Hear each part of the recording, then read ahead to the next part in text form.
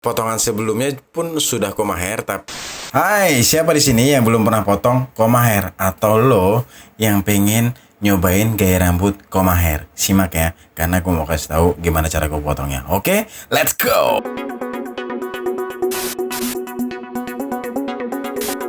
Halo, gue Dedi pakai Y, bukan pakai I. Halo teman-teman, apa kabar kalian semua di sana? Mudah-mudahan baik-baik aja ya. Dan kalian tetap percaya dan terus percaya.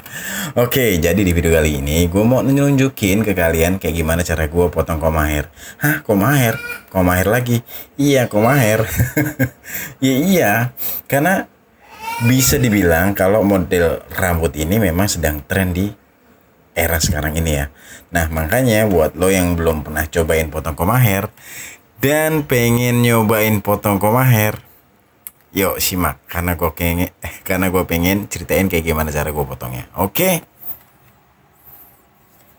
Nah, pertama-tama rambut bagian atas dan rambut bagian bawah gue pisahin dengan cara gue parting kayak gini teman-teman. Jadi gue parting, tujuan parting ini adalah memisahkan rambut bagian atas dan rambut bagian bawah. Oke, kayak gitu. Partingnya ngikutin natural hairline ya. Jadi belahan naturalnya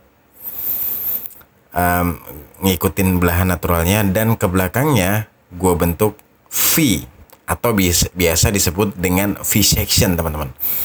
Oke, jadi parting itu akan mempermudah gua waktu motong rambut bagian samping dan belakangnya tentunya teman-teman.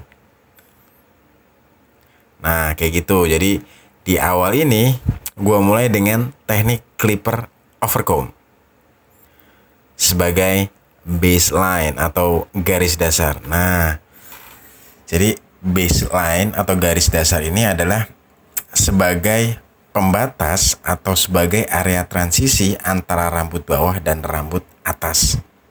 Oke, paham ya baseline. Mana garisnya? Yaitu yang garis tercipta dari teknik clipper overcomb tadi teman-teman. Dan berikutnya langsung aja gue pakai guard nomor 2, tapi hanya di bagian samping dan belakang. Karena gue pengen rambut bagian samping dan belakang, terutama di area cambang dan area belakang itu gradasi. Oke, tapi gradasinya nggak yang terlalu habis ya, supaya lebih terkesan rapi aja dan natural tentunya. Jadi nggak gue potong rata bagian belakangnya, pengen gue buat gradasi atau natural. Tapi gradasinya ini gue mulai dengan guideline tadi teman-teman, yang gue buat barusan, guideline atau garis pandu. Dan next gue pakai guard nomor 1 di area cambang, itu pun hanya sedikit aja. Gue nggak mau buat terlalu tipis karena kebetulan customer gue kali ini memang nggak mau terlalu tipis. Dan lanjut ke bagian belakang yang pengen gue buat gradasi. Gue mulai pakai guard nomor 1 dengan leveringnya open. Nah, dengan levering close. Salah kan gue. Jadi pertama pakai levering close dulu. Kan tercipta garis tuh. Nah, ngilangin garis tersebut pakai levering open.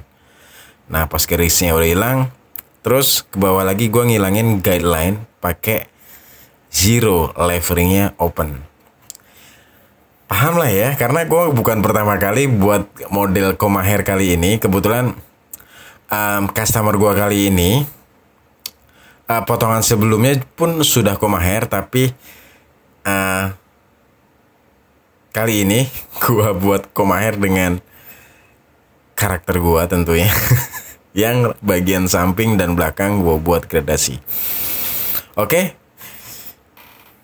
Jadi ada gak sih kalian dari kalian yang lagi pengen banget nyobain gaya rambut koma hair, atau belum pernah nyobain rambut koma hair tapi pengen nyobain gitu? Ada gak sih?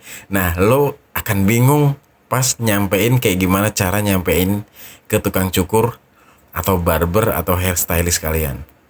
Ada gak yang ngalamin kayak gitu? Nah, kalau memang ada, untuk mempermudah lo menyampaikan apa yang lo mau, sebaiknya lo kasih aja gambar atau foto sesuai potongan yang lo mau, supaya apa? Supaya lo lebih mudah menyampaikan apa yang pengen lo inginkan.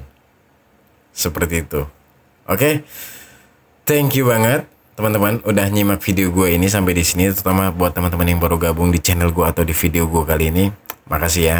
Dan gue tidak akan mengingatkan kepada kalian untuk mengetik tombol like dan subscribe. Tenang. Karena gue yakin kalian pasti paham lah ya.